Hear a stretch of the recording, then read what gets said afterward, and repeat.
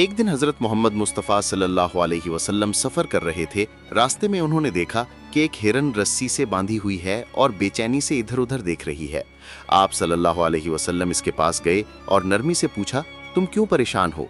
हिरन ने कहा, मुझे एक शिकारी ने पकड़कर यहाँ बांध दिया है। मेरे नन्हे बच्चे जंगल में मेरा इंतजार कर रहे हैं। अगर आप मेरी रस्सी खोल दें तो मैं इन्हें दूध पिलाकर वापस आ जाऊंगी।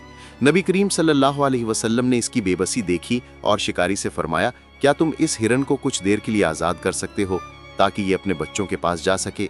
शिकारी, जो कि एक यहूदी था, हैरान होकर बोला, अगर ये वापस ना आई तो मेरा नुकसान होगा। आप सल्लल्लाहु अलैहि वसल्लम ने फरमाया, अगर ये वापस ना आई तो मैं तुम्हें इसकी कीमत दे दूंगा। शिकारी ने भरोसा किया और हिरन को आज़ाद कर दिया। हिरन दौड़ती हुई जंगल में अपने बच्चों के पास पहुंची, उन्हें दूध पिलाया और कुछ देर बाद वापस आ गई। इसकी आंखों में शुक्रगुजारी के आंसू थे।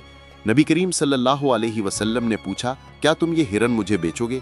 शिकारी का दिल पिघल गया और बोला, मैं इसे आपको तोहफे में देना चाहता हूँ। आप सल्लल्लाहु अलैहि वसल्लम ने मुस्कुराकर हिरन की तरफ देखा और फरमाया, जाओ अपने बच्चों के पास, तुम आज़ाद हो। हिरन शुक्रगुजारी के नज़रों से आप सल्लल्लाहु अलैहि वसल्लम को देखकर जंगल की तरफ दौड़ गई।